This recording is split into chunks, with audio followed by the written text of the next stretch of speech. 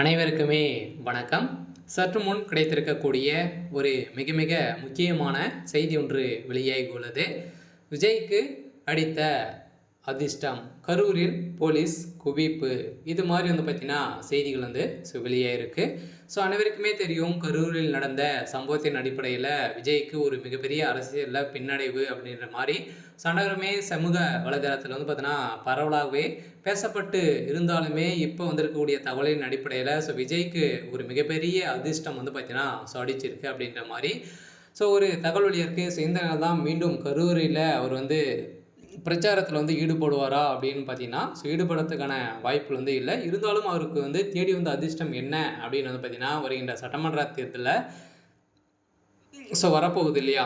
அந்த சட்டமன்ற தேர்தலில் திமுகவுடைய ஆட்சி கட்டாயம் கலைக்கப்படும் அப்படின்றத உறுதியாக பார்த்தீங்கன்னா சமூக வலைதளத்தில் வெளியிட்டக்கூடிய வீடியோவின் அடிப்படையில் அதிரடியாக பார்த்தீங்கன்னா நிறைய விதமான சப்போர்ட் விஜய் அவர்களுக்கு கிடைத்திருக்கு. நிறைய கட்சிகளும் பார்த்தீங்கன்னா விஜயனுடைய கட்சியில் இணைய போகிறதாகவும் ஒரு தகவல் வெளியாக இருக்குது. இப்போ ஏற்கனவே திமுகவில் கூட்டணி வைத்திருக்கக்கூடிய கட்சிகளுக்கு இடையவே பார்த்தீங்கன்னா திமுகவில் ஒரு மிகப்பெரிய பொருளை கிளப்பியிருக்காங்க.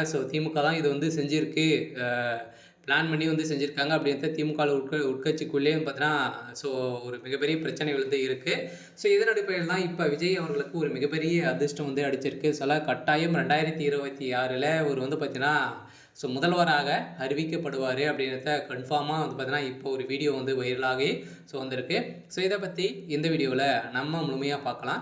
அதுக்கு முன்னாடி நம்ம சேனலுக்கு இப்போ தான் நீங்கள் முதல் முறையாக வந்திருக்கீங்க அப்படின்னா மறக்காமல் நம்மளுடைய சேனலை சப்ஸ்கிரைப் பண்ணி சப்போர்ட் பண்ணுங்கள். வாங்க வீடியோக்குள்ளே போகலாம். பார்த்தீங்கன்னா விஜய் அவர்கள் இப்போ கட்சி ஆரம்பித்து 1.5 வருட காலங்கள் ஆகுது. இதில் பார்த்தீங்கன்னா இப்போ 2026 தேர்தலில் தனித்து போட்டியிட போகிறதாக அனௌன்ஸ்மெண்ட் கொடுத்து அங்கங்கே பார்த்தீங்கன்னா பரப்புரை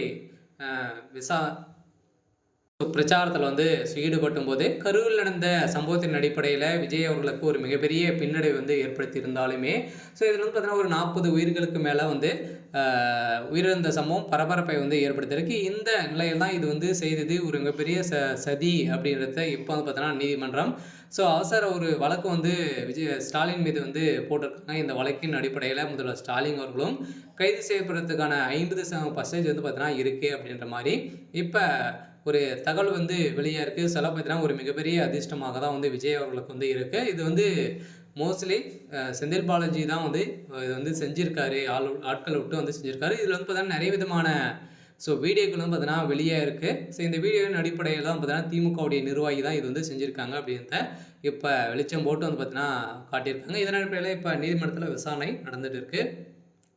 சரி, ஓகே. இன்னைக்கான அப்டேட் இதுதான். மறக்காமல் நம்மளுடைய சேனலை சப்ஸ்கிரைப் பண்ணி சப்போர்ட் பண்ணுங்கள்.